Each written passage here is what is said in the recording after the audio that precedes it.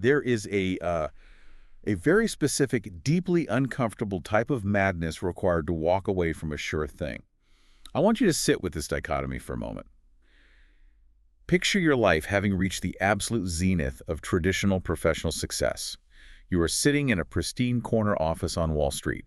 The salary is astronomical, the prestige is intoxicating. You've constructed a fortress of complete, unassailable financial comfort.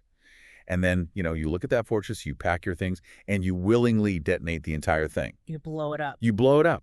I traded the mahogany and the millions to go sit on the concrete floor of a freezing, unheated residential garage, aggressively taping up cardboard boxes until my fingers literally bled. It is a profound lapse in conventional judgment. If we evaluate your decision purely through a strategic risk aversion lens, it's borderline pathological. I mean, the overarching goal of the human primate, and certainly the modern professional, is to claw our way out of the proverbial freezing garage and secure that Wall Street sinecure. A sinecure being, of course, that cushy position that requires almost zero real work but pays exorbitantly. Exactly. To voluntarily reverse that trajectory, it requires a fundamental rewiring of how a person calculates value. And that rewiring, that exact counterintuitive plunge into the abyss, is precisely what we are unpacking today.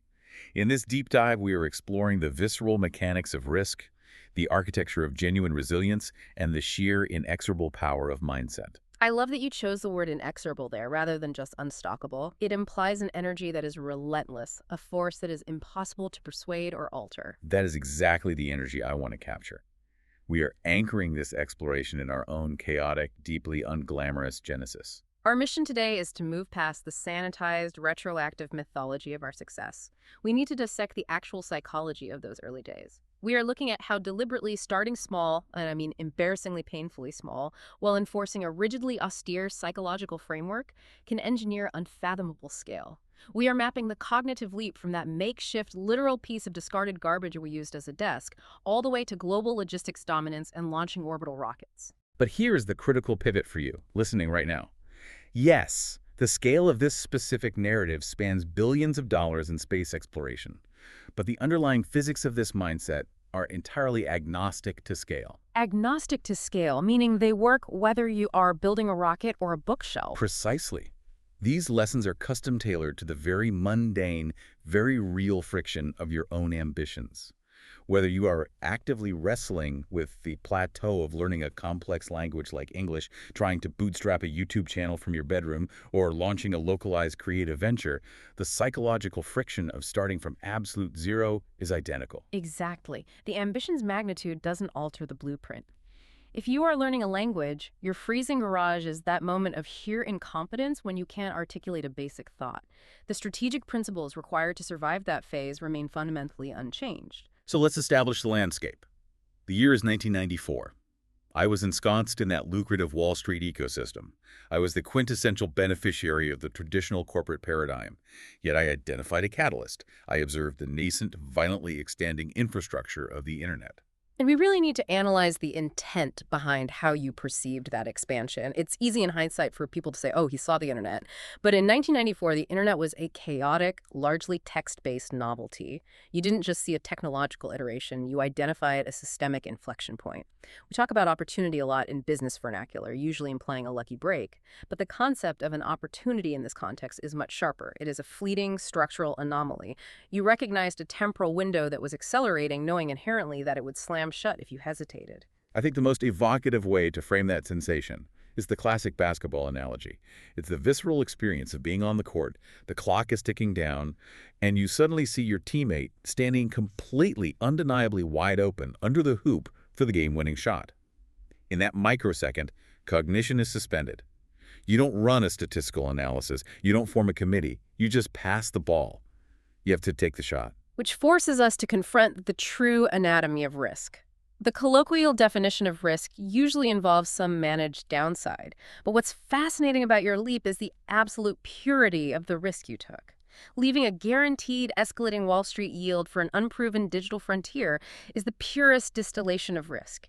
Executing a maneuver where catastrophic, humiliating failure is not just possible, but statistically probable. And the immediate feedback loop from my inner circle reflected that exact probability.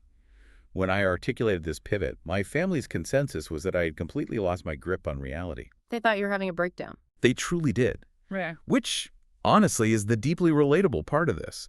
When you announce to the people who love you that you are abandoning a fortress for a wild, unproven hypothesis, their instinct is preservation.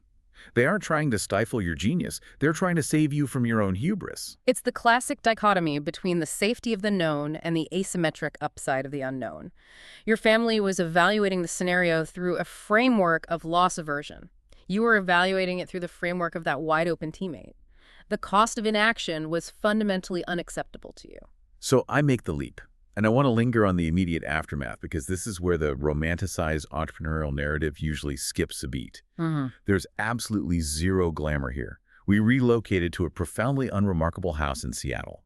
The epicenter of this vaunted vision was a cramped, uninsulated garage. The environmental contrast is severe. You transition from the pinnacle of elite corporate infrastructure, where every friction is mitigated by capital, to the damp, cold reality of a Pacific Northwest residential garage. Picture the sheer ego death required in this moment.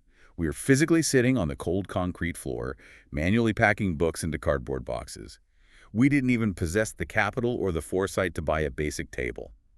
I am a former financial executive, and my immediate, day-to-day reality is essentially manual labor in a freezing room. But that severe constraint forces a radical recalibration of priorities. When you systematically strip away the corporate safety net, the administrative assistance, and the ergonomic chairs, you are left with only the most elemental functions of your objective. You have no choice but to become ruthlessly, almost brutally pragmatic. Which brings us to arguably the most iconic and slightly unhinged artifact of this entire era. We have to dissect the mythology of the door desk. Ah, yes, the door desk. Okay. It is the ultimate collision of severe necessity and symbolic invention. Let's set the scene. We are operating out of this freezing garage. We are packing books on our knees. The physical toll is becoming unsustainable, so we acknowledge a desperate need for actual office furniture, specifically desks. But the capital allocation is incredibly tight, and dropping thousands on standard office setups is out of the question. So my solution: I go to a local home improvement store, purchase a solid core, unpainted wooden door, literally an architectural reject screw, 4 wooden posts into it, and establish that as my executive workstation. It is fiercely utilitarian. It solves the immediate mechanical problem of providing a flat surface for a fraction of the market cost. I need to play devil's advocate for a second on my own history, though. Isn't there a point where this crosses from brilliant frugality into just performative cheapness? We're talking about the genesis of what would become a massive retail engine, and I am drafting the blueprint on a literal piece of lumber. It sounds almost needlessly contrarian. It would be performative if it were a temporary stunt. But if we analyze the strategic intent, the genius lies in its permanence. The door desk didn't just solve a 1994 cash flow problem, it calcified into a rigid, non-negotiable cultural anchor for the entire enterprise. Calcified, meaning it hardened and became an unbreakable rule. Exactly. It became a physical, unavoidable manifestation of a dogmatic philosophy. A physical mantra. It represented a hyperfixation on the end user. The rationale was brilliantly blunt. We absolutely do not allocate capital to things that only benefit us. We strictly allocate capital to things that directly benefit the customer. It is a phenomenal heuristic for decision-making. Every dollar funneled into a polished mahogany desk or a Herman Miller chair is a dollar directly extracted from the customer's value proposition.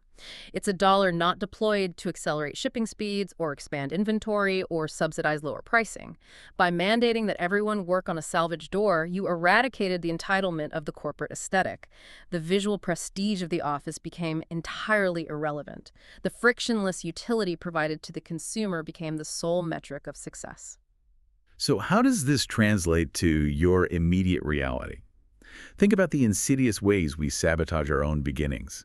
How frequently do you stall, paralyzing your own progress because you are waiting for the perfect infrastructure?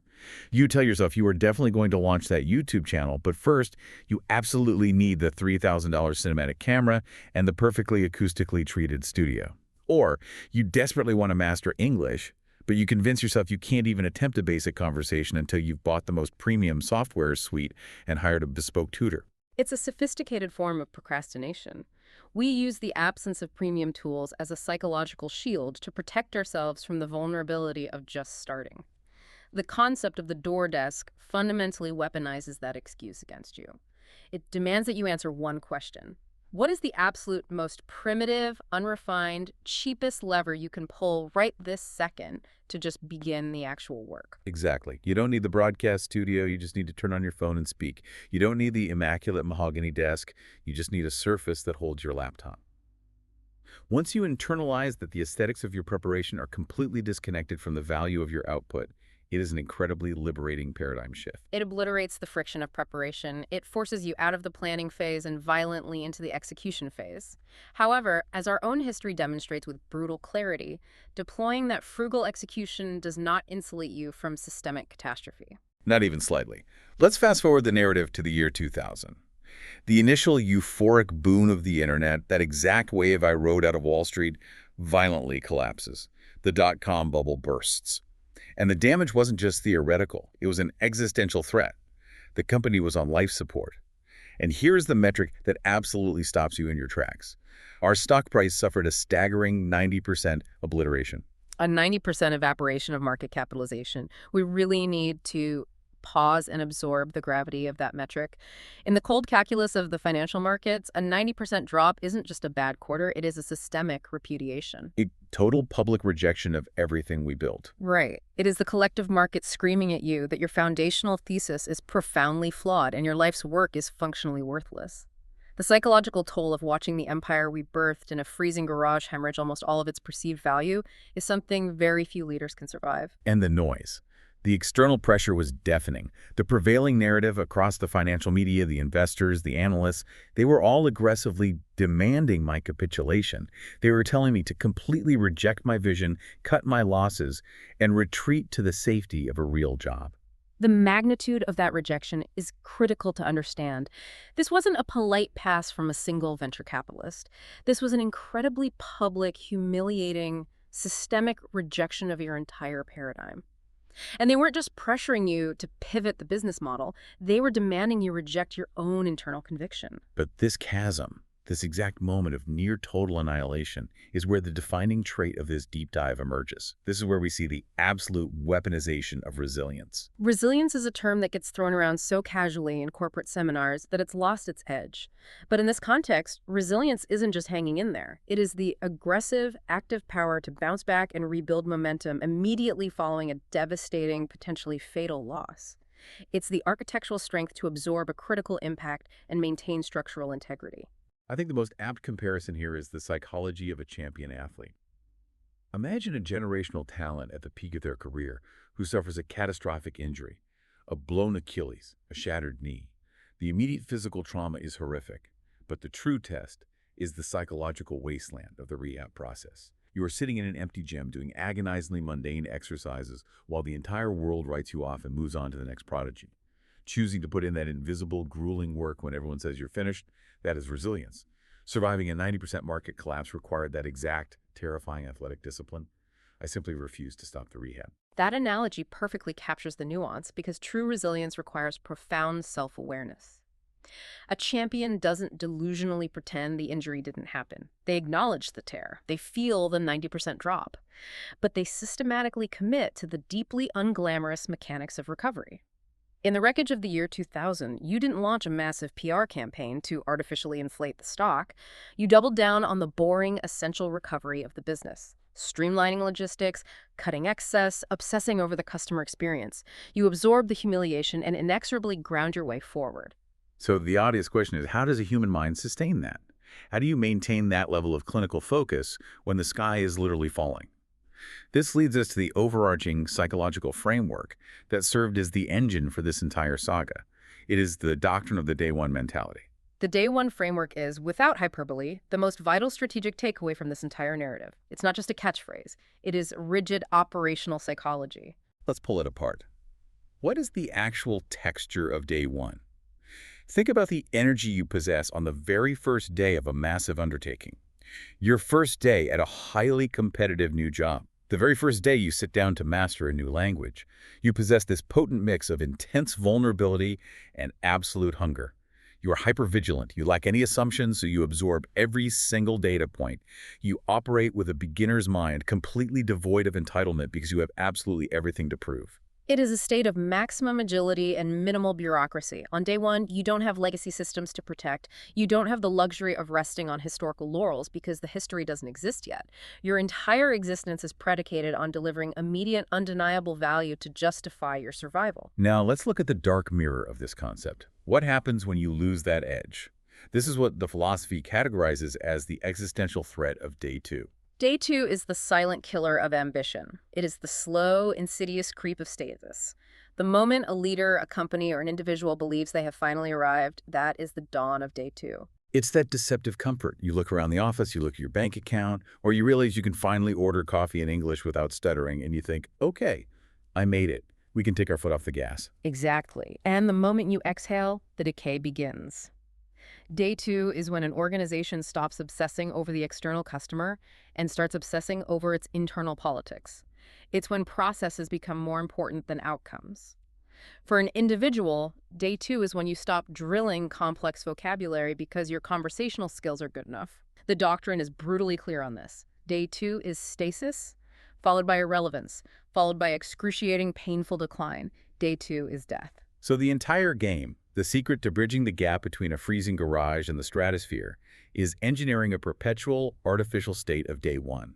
It's a deliberate, daily psychological reset. It requires immense discipline. You have to wake up every single morning, survey the empire you've built, and consciously choose to operate with the terrifying urgency of the guy sitting on the cold concrete floor. You have to actively reject the complacency of the corner office, regardless of how many billions are on the balance sheet. When you zoom out and observe the long-term compounding effect of that relentless day one mentality, the scale is genuinely staggering.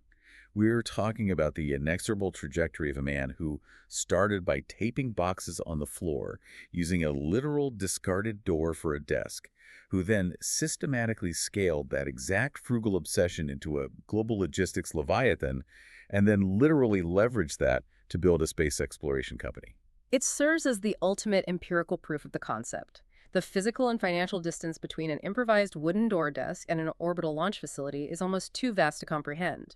Yet the foundational cognitive architecture, the ruthless pragmatism, the absolute customer obsession, the athletic resilience, and the relentless urgency of day one remain the unyielding constant across that entire spectrum. It completely shatters our standard excuses about needing the right resources to achieve scale. Precisely.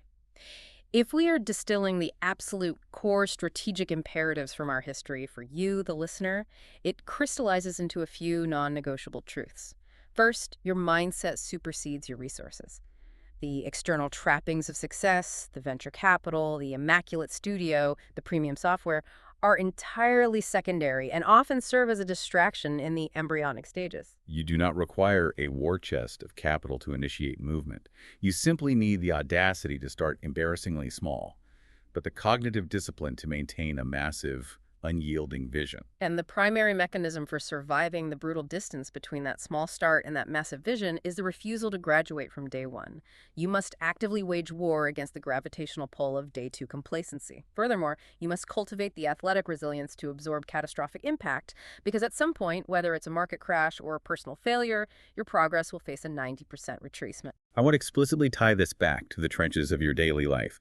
Let's say your immediate mountain is mastering C2 level English, or finally launching that startup idea you've been whiteboarding for years.